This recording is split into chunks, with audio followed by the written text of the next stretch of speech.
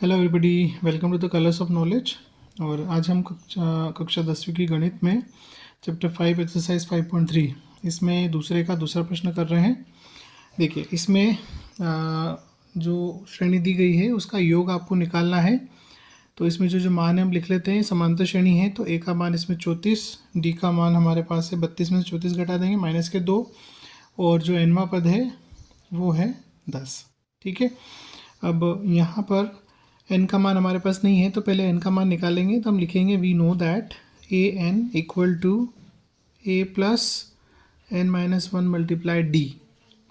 ए n की value 10 है तो 10 बराबर ए का मान 34 प्लस एन माइनस वन, और डी का मान हमारे पास हो गया माइनस के 2।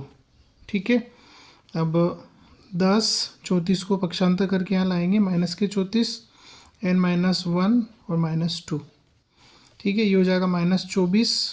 ये 2 जो है इसको हम नीचे ले लेंगे, माइनस के 2 n minus one, minus minus cancel हो जाएंगे, 2 से काटेंगे इसको तो हम आएगा 12। तो 12 बराबर एन माइनस वन, 12 प्लस 1 बराबर एन, या एन बराबर 13। ठीक है, तो एन का मान आ गया 13। अब हमारे पास एस एन बराबर जो होता है क्या होता है, एस एन बराबर एन बटे 2 और ए प्लस ए एन, है ना, प्रथम पद प्लस एनवा पद जो भी होता है वो। तो एन की वैल्यू 13 है तो एस 13 इक्वल टू 13 बटे 2। ए का मान हमारे पास है 34। ठीक है, सवाल में दिया गया है। उसके बाद में आपका ए एन की जो वैल्यू है वो है 10। ठीक है, तो 13 बटे 2, और इसको जब आप जोड़ेंगे तो ये आ जाएगा 44, 44। 2 से काटेंगे तो कितना आएगा 22।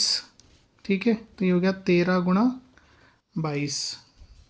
तो 13 पदों का जो योग है, 13 22 का गुणा करने पर क्या मिलेगा, 13 दूनी 26, और 13 दूनी 26 और 2 28, 286। मतलब इस जो समांतर श्रेणी दी गई है इसके 13 पदों का योग, या इस पूरी समांतर श्रेणी जो दी गई है उसका योग कितना है, 286। मतलब इन सभी पदों को आप जोड़ेंगे, 34 32 30।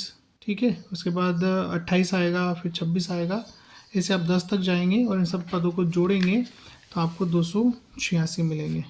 ठीक है, तो आशा करता आपको समझ आया होगा। Thanks for watching. वीडियो को लाइक करें, चैनल को सब्सक्राइब करें और मुझे सपोर्ट करें। Thank you.